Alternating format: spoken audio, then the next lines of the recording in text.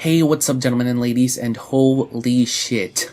I've been up for like 3 hours researching this. It is currently 5 in the morning, but I had to make this video. I cannot believe that I've been so blind. How am I just now barely making this connection only 8 days before the game releases? Guys, I think I figured out Final Fantasy 15. And if this theory is correct, which I very strongly think it is, this changes everything.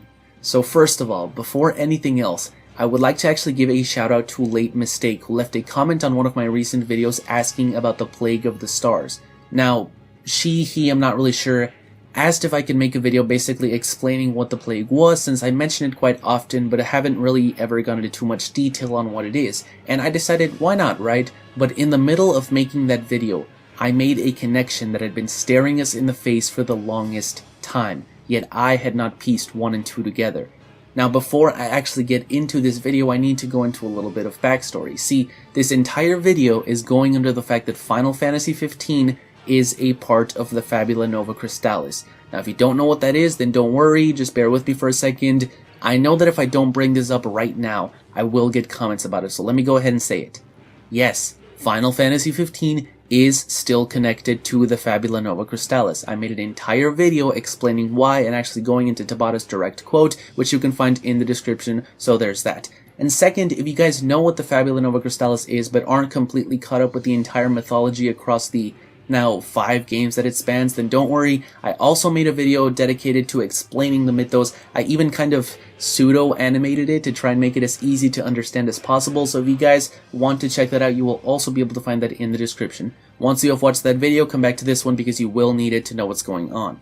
Now, if you're caught up with all that, or simply just don't care and want to watch the video, then let's get started, shall we? Alright, so a while ago, I made a collaboration with a friend of mine called Captain Levi where we talked about Goddess Etro. Now, Etro's role in Final Fantasy 15 has always been a pretty big one. We saw her all the way from back in the old Versus trailers, and even as recently as Kingsglaive, not to mention that she is in the logo of the game, so clearly she plays a key role.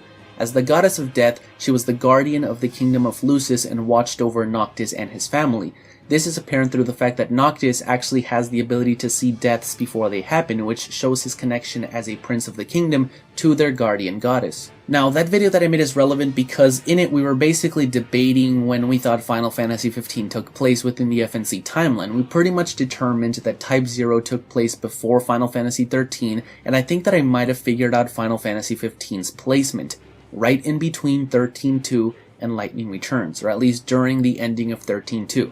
Why here? Well, if you guys saw my video explaining the mythos, you will know that Etro at the time resided in the Unseen Realm, where she guarded the dead.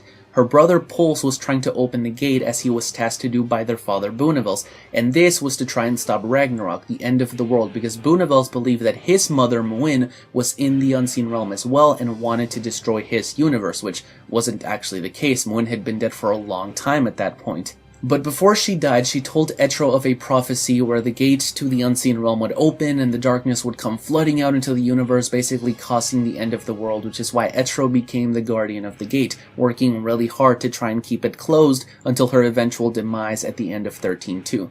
Now, why is this relevant to 15? Well, you guys might recall Tabata mentioning a while ago that Luna is what they called an oracle in the game. Oracles in Final Fantasy 15 are very special because they can talk to gods, and it is revealed that Luna is indeed the youngest oracle in all of Eos. Now, while Pulse and Lindsay created Grand Pulse and Cocoon, there was never any mention of Eos, and I speculate that this is because Eos was actually made by Etro herself. We do see a winged woman that looks very similar to the one from the logo at the top of the Creation Genesis artwork, which leads me to believe that she is the goddess of this land, so the quote-unquote gods that Luna would be speaking to as an oracle in Final Fantasy 15 would be Etro. But it doesn't just stop there. See, Tabata himself said that Luna's role, as tasked to her by the gods that she talked to, was to prevent the Plague of the Stars, which was described as a catastrophic event in which, as the days go by, the nights lengthen until the world of Eos is completely eclipsed in darkness and is lost. That sounds exactly like the event Muin described in the prophecy she told Etro. The gate would open, then darkness would come out and fill the land until there was nothing left.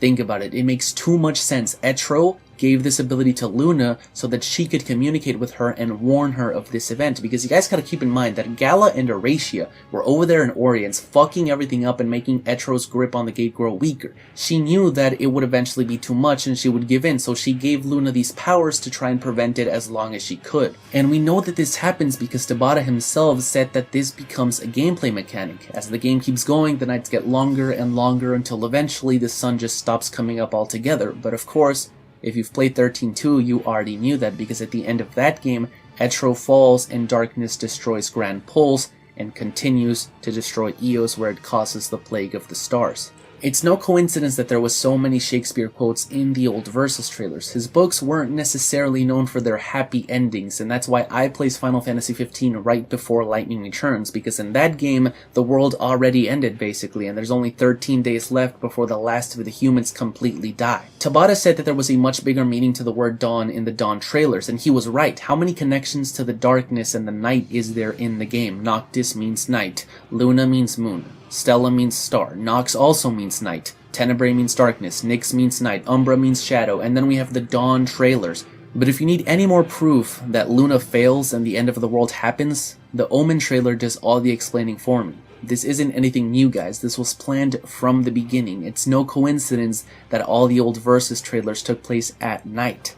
After all, the FNC games don't really tie into the FNC all that much until the ending, if you really think about it. I mean, in 13, none of it was really connected until the end, when you find out that the fal'Cie were trying to get Pulse's attention through Ragnarok.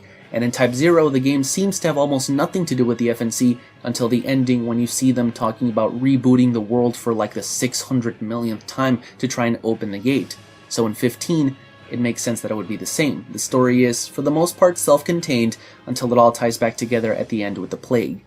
Be sure to let me know what you guys think about this in the comments. Tell me if you have more proof to back it up. Tell me if you have proof to counter it. Either way, I would love to see what you guys have to say about this. But with that, I guess that is all that I have for you guys today. I hope that you guys enjoyed. If you did, be sure to blitz that like button, subscribe, and as always, stay tuned for all things Final Fantasy!